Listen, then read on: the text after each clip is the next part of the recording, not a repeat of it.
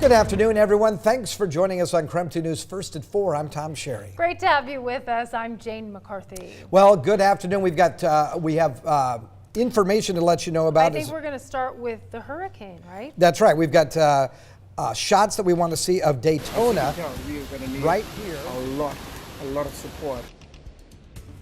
Daytona Beach. We're looking at Daytona right now. Dorian has not gotten to Daytona yet, but it is still traveling south of there. You can see the bigger waves from the edge of the storm if you're down there taking a look at what is going on in the area. All right, roughly 4 million people being told to leave their homes now as Dorian heads further north. It slammed the Bahamas. The hurricane now traveling east of the Florida coast. Right now, Dorian blamed for at least 5 deaths. Oh boy. Power crews hunkering down in Florida right now. They're waiting there, waiting to repair all the damage that Dorian is expected to bring. So it's important to let you know further up the coast, we're talking about Charleston, South Carolina. This may actually be in the bullseye. It looks like Charleston may have the worst of this storm, whereas Florida is pretty much, for the most part right now, has gotten a bit of a reprieve from what could have been a devastating storm moving through there. National Hurricane Center right now is predicting that Dorian could strike North Carolina as early as Thursday. Dorian is the second most powerful storm ever recorded. Scientists say the climate change is fueling more powerful storms. And this is a live look right now. The camera a little blurry there, but this is Daytona, Florida. Now, Dorian has not gotten to Daytona quite yet. It's still traveling south of there, but you can see in the picture there, even though it's a bit blurry, there's the bigger waves from the edge of that storm.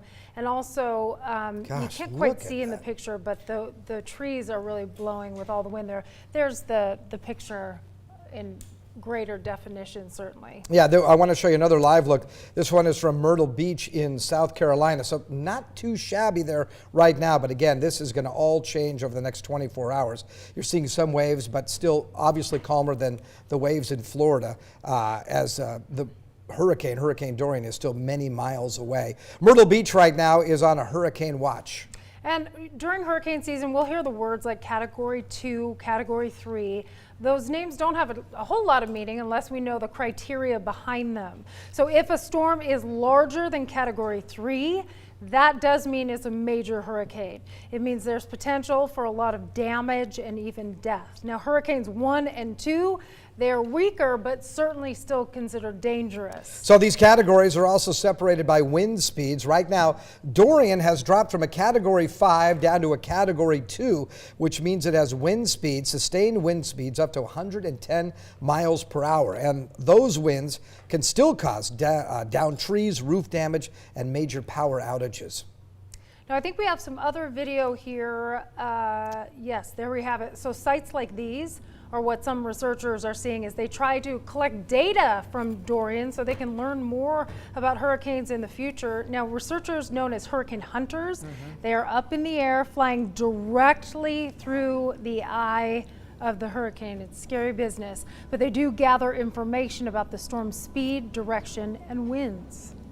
How is what we're doing over the Bahamas now helping people in Florida and Georgia in the days ahead?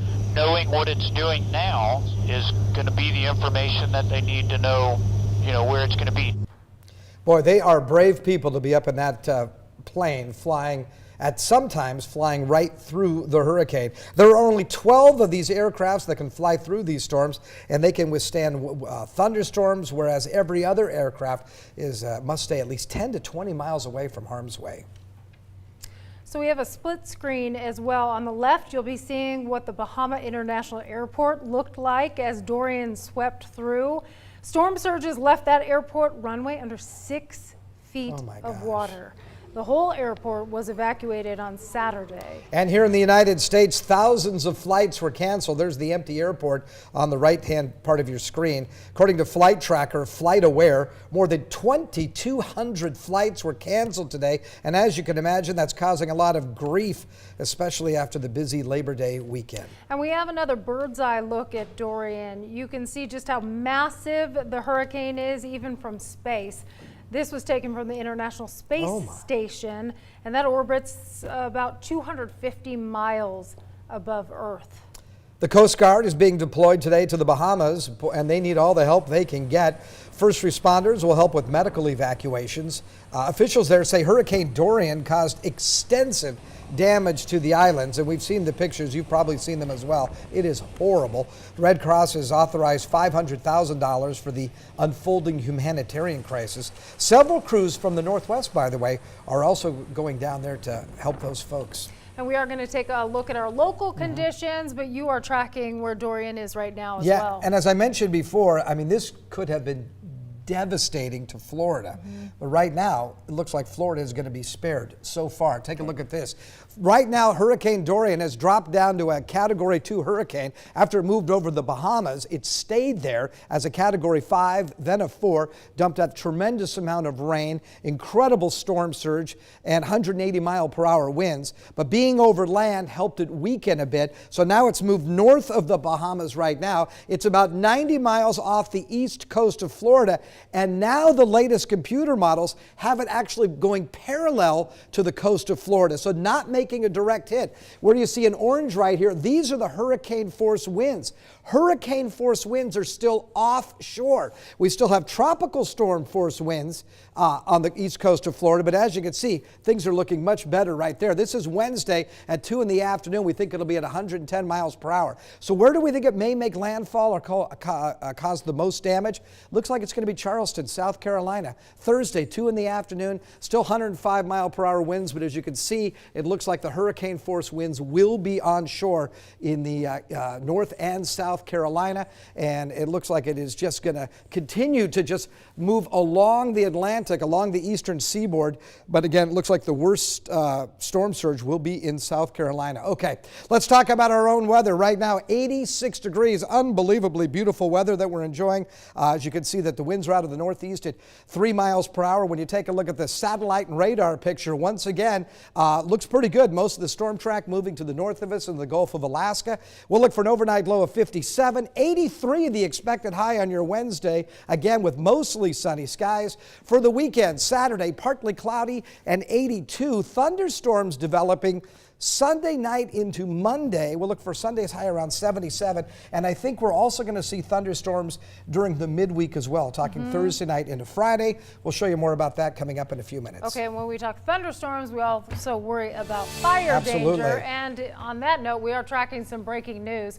Crews are responding to a fire burning 5 miles northeast of Winthrop in Okanogan County.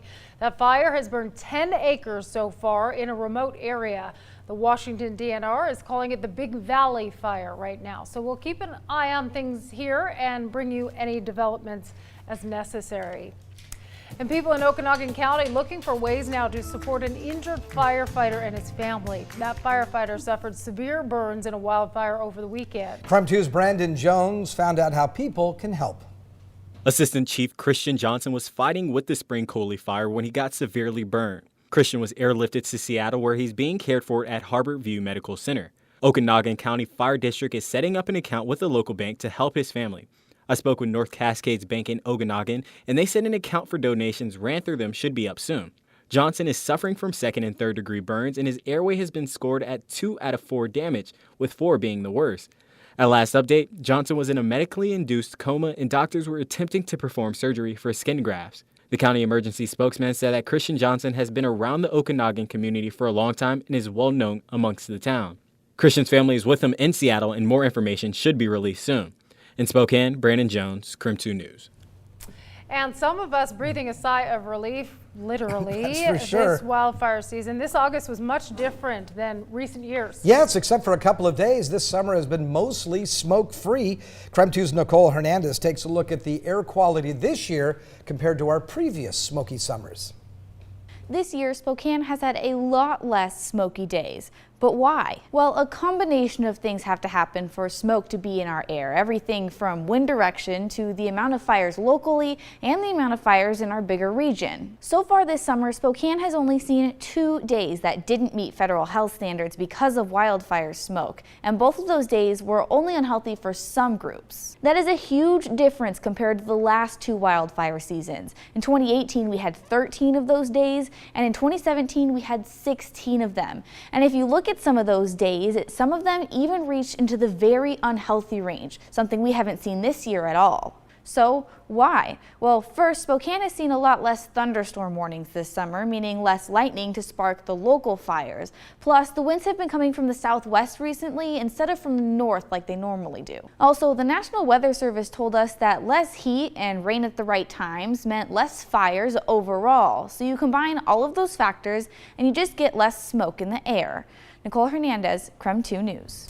Well, over the weekend, a 19-year-old Spokane man fell to his death. It all happened in the Alpine Lakes Wilderness. That's located about 23 miles north of Cle Elum. Sean Mortensen left his hiking partners Friday morning to go on a day hike, but didn't return. So that's when they started looking for him. After contacting authorities, they found Mortensen's body in the Three Queens area at the base of a slope. Authorities say he fell about 150 feet.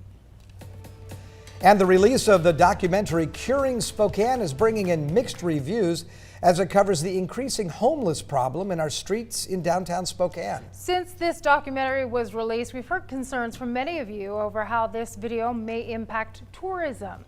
KREM 2's Mark Hanrahan breaks down that report now. Mark? Yes, good afternoon, guys. The film, produced by Spokane developer Larry Stone, attempts to highlight key issues it found that are plaguing Spokane. It also offers 4 solutions they believe would be good for our community. Homelessness and crime in Spokane were among the top issues highlighted. We spoke to an organization last week who told us Spokane doesn't have to be cured, it just needs a helping hand. And some of you are concerned whether this video was scaring away people from visiting Spokane. So we spoke with Visit Spokane today, and coming up on our 5 o'clock broadcast, we'll tell you what they said about how they're reacting to this video. For now, guys, we'll send it back to you.